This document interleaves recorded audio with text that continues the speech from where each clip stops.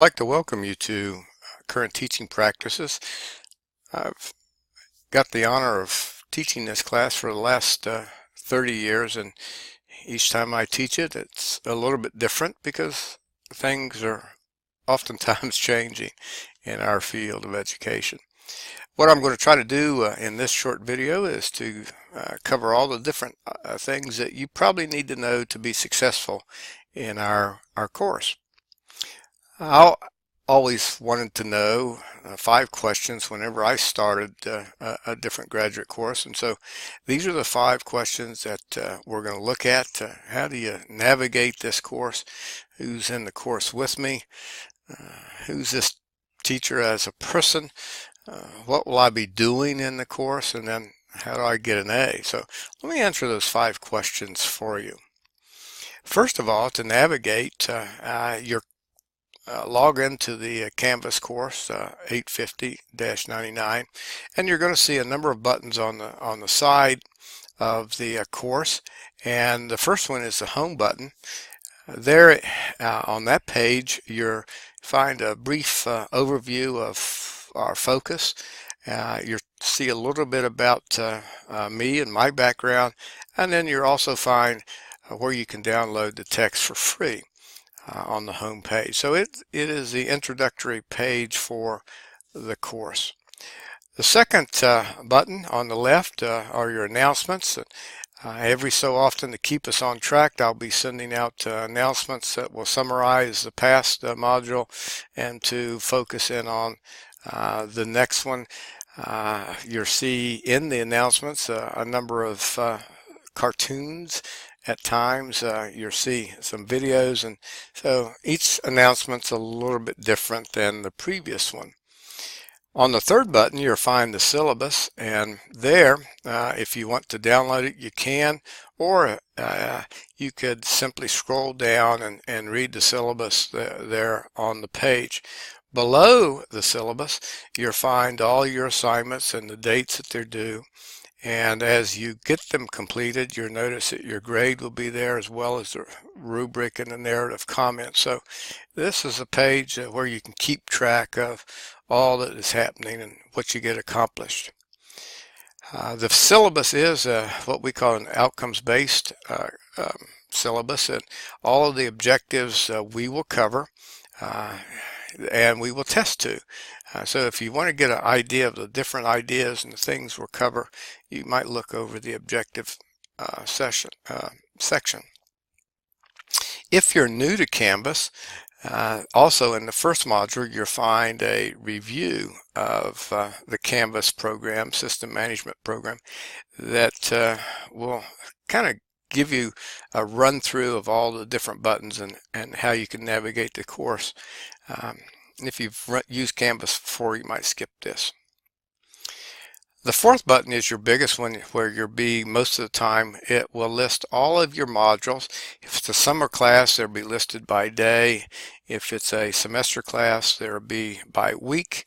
But here's located everything you're going to need to successfully complete the course. In the module section, you'll see the 8 modules listed, and you'll click on there and you'll open them up, and below each module you'll find, as for example in day 6, 7, 8 lesson planning, classroom technology, there you'll find a whole bunch of different articles, research briefs or blog posts that will help expand the ideas that we're talking about in that module. They are what we call quick reads. Takes you usually 3 to 5 minutes to read each. When you open a module, as we see in day 2 and 3, the very first thing you're going to see is the text. It is free. You can do it by chapter just by reading that section, or you can download the text, as we'll show you later, in its entirety to put it into iBook form if you like. Next is the required narrated video that we ask you to watch, and then there'll be some articles that we'll ask you to look at, and various videos that you might find interesting. These, you don't have to watch them all, but sometimes you get on a topic that you'd like to explore more, and they're listed there for you. When it comes to your assignments, the very last thing listed is the assignment drop box, and there you'll find the question template that you download. It's a Word document, and you simply add your answers on that template and then submit. So each module is about the same, so once you complete the first one, it's pretty easy to navigate the other ones. The text is found in each module, so you don't really have to download anything. You can read it there in the module, or you can download the entire book. The book is used for 2 of my classes, this one, and then also Trends and Issues 843. You can download it as a PDF file or a iBook file where you can put on any reader. In this text, we're going to look at just 6 chapters. The other class, 843, will look at the other chapters. So in taking the 2 classes, you'll read the entire book. In the narrated PowerPoints, you'll find in each module, we're asked that if it's a new topic to you, to listen to it. They run from anywhere from a half an hour to an hour long. And if you already are very familiar with the topic, you might use the PowerPoint slides and just review those and see what you need to go back and listen to. But you can download the PowerPoint slides and use them for your final exam if you like. There's also some background videos listed. These sometimes are TED Talks or different videos that will supplement the ideas that you found in the text and give you a broader perspective of the issues that and activities that we're going to talk about. As far as the activities that you're going to do for each module, those are found in the assignment drop box, and there you download the word processing or word template, and then just simply type in your answers, and it's a very easy way to submit and stay on task. To submit, you simply would use the submit button on the right side of the drop box. You'll find that the template is also listed here. You can download and add your answer to, but when you submit, you'll find that it will tell you when it was turned in at what time, and it will give you the rubric so you can look at how you'll be graded. And usually these are due at midnight on the day that the assignment is due. Below each module, you'll find, as we said, the quick reads, and these are very short articles that expand upon the different topics, and they are usually 1 to 2 pages, and also they provide little links in there that if you want more information, you can click on them and it will take you to a website that will give you even more information for that topic. To keep you organized, the very first item in each of the modules is a to-do list, and you can follow that for each of the modules. Make sure you get everything done, or our class mascot in all of the assignment areas will talk to you. It's an avatar that will give you hints and give you ideas to submit or research different topics. So you might listen to our class mascot. And for each assignment, you have a rubric which is provided to you for every assignment, so you can see how I'm going to grade it. And then also I provide a very detailed narrative of what you submit. If you take the time to write it and do it, I'm going to take the time to read it. So you'll be surprised at how much detail I give you on your assignments. As you complete each of the assignments, you'll notice that you can go to the grade section, which is again listed on the left side of your Canvas module, and you can keep track of your grades. Shouldn't be any secrets as to how you're doing. And if for some reason you don't like your grade, you can always redo it just once.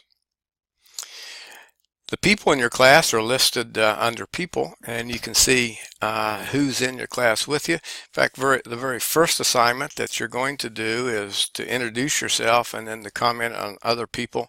And so this personal introduction box, you'll get to know the various people in your class just by reading through that. As for me, I'll be asking that you watch the personal introduction PowerPoint found in the first module. And I always ask you in your introduction to give us one true and one false statement. For me, these are the two that I asked for this class. What is true? Did I flunk the third grade? And I've been to Russia twice to tour and teach in various schools. Or I've biked across Kansas, bungee jumped off a bridge in West Virginia, and I placed second in a Fort Scott mud wrestling contest. What do you think is true about me? Well, find out by watching the personal intro video. The next question that you always want to know, what are you going to be doing in the class? Well, this 3-hour graduate class, we're going to look at the research of effective teaching and what methodologies seem to work according to what our research says. And we're going to explore a number of classroom practices that will be effective in certain types of situations. So it's a broad-based view of what's happening in our classrooms in America. To get your grade, we use a point system for this class. 340 points is your total. You're going to have 8 chapter activities for each of the modules. They're each worth 25 points. And for each of those 8 modules, you're also going to have a discussion board, which you're going to respond to each person's post. And that is the bulk of the class. At the very end, you'll take a final exam, but it is no secret because testing shouldn't be a secret activity. You know exactly what's on it. In fact, we as a class are going to kind of make a cheat sheet so that you know everything is going to be on there. And then just as I evaluated you, you're going to evaluate me and the course. When we look at the chapter activities, as we mentioned before, for each of the modules, you'll be downloading the Word document where you write your responses on there. It expands as you write, so don't worry about limiting looking at the spaces. And it's an easy way to handle the chapter activities.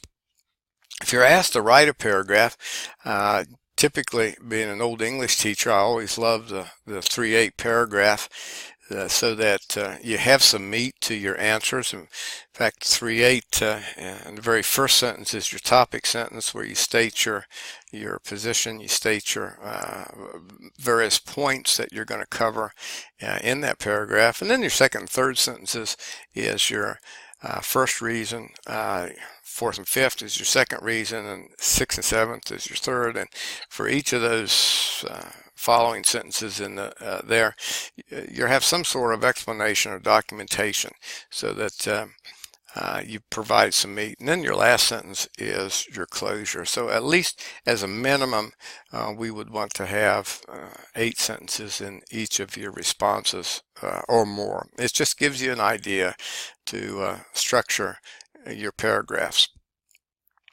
You'll also be involved in a number of different activities where you're going to apply the material in there to your classroom or your future classroom.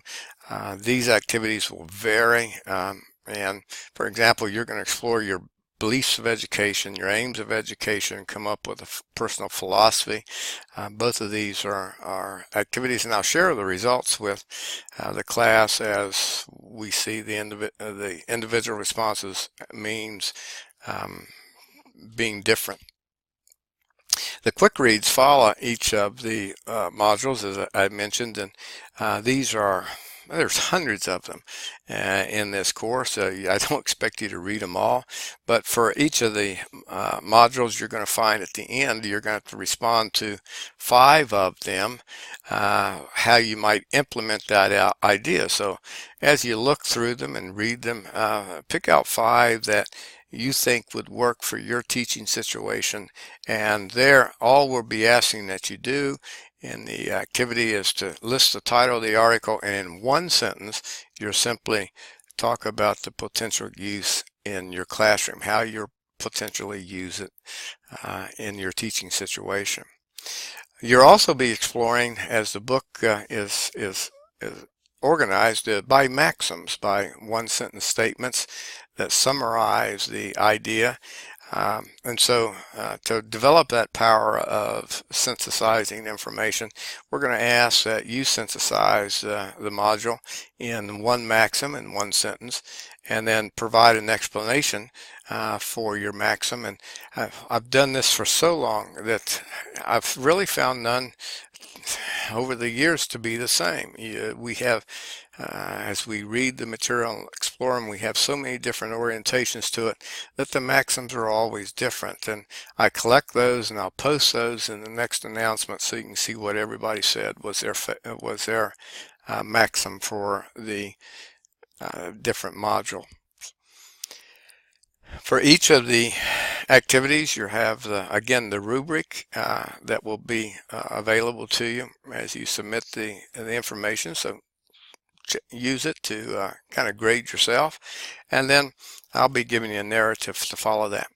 The second thing you'll be doing, as we mentioned, were 8 discussion boards. And for each of our 8 discussion boards, there are always questions. We'll give you at least 3 questions that you can choose from to answer, and you choose one to answer, and then that gives us some diversity in that discussion board. And then I'll ask that you respond to at least 5 other posts with a detailed response where you further the discussion. And I'll simply want you to go beyond saying I simply agree or disagree. I want you to provide some beef in there as to why you agree or disagree. And then finally, you'll take a final exam. Again, if you look at the major objectives of the course, that is your exam. And again, we'll be doing a STAD cooperative learning exercise on Google Docs, and where we're going to provide answers to each other for the different objectives. And so there shouldn't be anything that you don't know going into that final exam. And here again is our cheat sheet, the STAD activity, where we'll all be putting in answers that I ask that usually you answer 2 or 3 of the questions for others to look at, and so you don't have to answer them all. But that will be your cheat sheet as you take your final exam on the last day. So basically, as you look at the procedure, if we're in a summer class, your first day, or if you're in a semester class, your first week, usually you read the text, look at the supporting websites, you watch the narrative lecture, and then you look at some supplemental videos and review the quick read articles. In essence, you're going to acquire the knowledge base needed to respond on the second day to the activities and the questions, where you construct your answers and you write your article critique.